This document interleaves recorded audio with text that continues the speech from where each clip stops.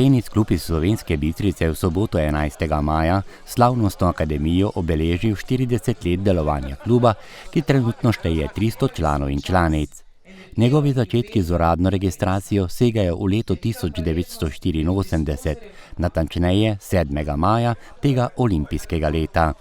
Vse skupaj se je začelo v Bistriškem gradu, kjer so športni zanesenjaki uredili 3 peščena igrišča, in to leta 1984. Klub je pričel rasti in število članov je raslo iz leta v leto. Dograjevala se je tudi infrastruktura. V športnem parku je leta 1990 zraslo 6 novih peščenih igrišč. V 40-letni zgodovini so največ prostega časa klubu namenili predsedniki, ki jih je bilo 6. Prvi predsednik še takratne odbojkarske sekcije je bil Franc Bukovec, to je bilo leta 1982 do 1984.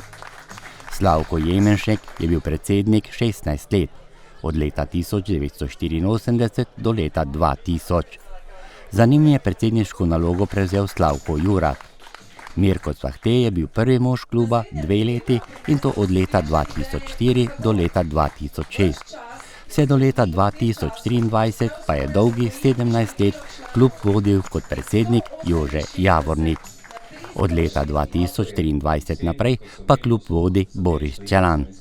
In kako je Slavko Jurak, torej predsednik kluba, tudi podoživljal rast kluba? Ves čas smo pravzaprav poskušali večati članstvo. Mislim, da nam je nekako uspelo tudi v tem mojem obdobju, drugače pa nikdar nisem delal sam. Vedno smo uspeli sestaviti ekipo, ki je imela rada tenis, in skratka skrbeli smo za urejenost igrišč, za urejenost objektov in za pridobivanje novih članov. Odigrali pa ste verjetno tudi veliko teniških dvobojev. S kom ste v klubu najraje igrate, s kom ste imeli tiste najlepše dvoboje, tako zabavne kot tudi tekmovalne? Dobro, zanimivo vprašanje. V klubu nas je bilo nekaj mojih let, ampak skoraj najbolj smo se zapisali temu tenisu iz moje generacije, Franc Bradan in jaz. In najna medsebojne tekme so bile že skoraj značilne za tekmovanja v klubu. Sicer pa smo se udeleževala, mi dva pa tudi ostali, raznih tekmovanj v okviru Slovenije. Celo smo enkrat privošla, da smo šla igrati na svetovno prvenstvo za reprezentanco Slovenije v skupini nad 60 in nad 70 let. Klub pa v zadnjem letu skupaj s sodelavci vodi Boris Čelan, ki si želi v prihodnje stvari še nadgraditi. Nikoli se pot ne konča, treba je vse to obnavljati, kar obnavljamo je sprotno.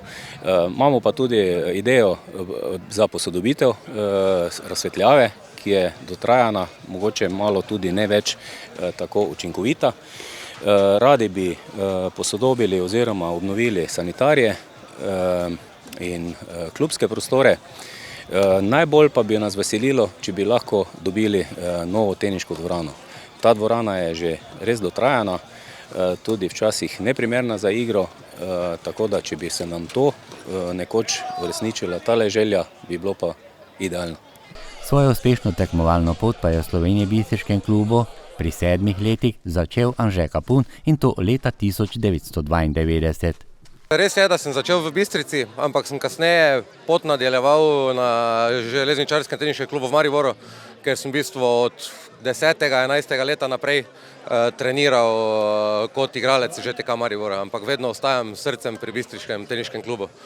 Na katere rezultate si najbolj ponosen po športni karieri tenisa? Dejansko sem bil državni prvak v vseh kategorijah, od 14. leta naprej, in tudi v članski kategoriji, mislim, da 2, celo 3-krat članski državni prvak. Za tekmovalne turnirje skrbi Gregor Rak, ki najraje sodeluje na tekmah, ker igrajo tiste najmlajše kategorije. Vsem nam, ki smo člani upravnega odbora, nam je največje poslanstvo, da spodbujamo igranje tenisa pri otrocih.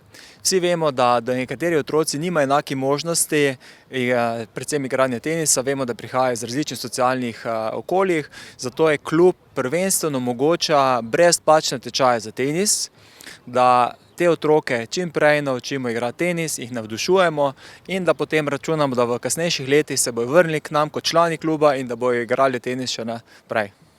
Pomemben pečat klubu dajejo tudi članice, ki po koncu dvoboja vedno ob druženju analizirajo svojo teniško igro. V tenisu pa predvsem uživajo.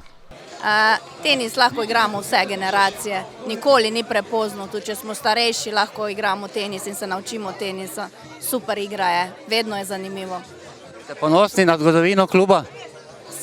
Vseeno to kaže neko tradicijo in še kaže, da bo v nadaljevanju tudi tako. Slovesnost, na kateri je navzoče nagovoril tudi župan dr. Ivan Žagar, so organizatorji popestrili tudi s harmonikarko Nino Korošec in plesno točko Žanet Novačan, ki je odplesala s plesalcem plesne šole Plohl. Oba nastopa pa sta imela tudi solidarnostni pridih domačega kluba. Po uradnem delu dogodka pa je sledil še otvoritveni teniški turnir dvojic.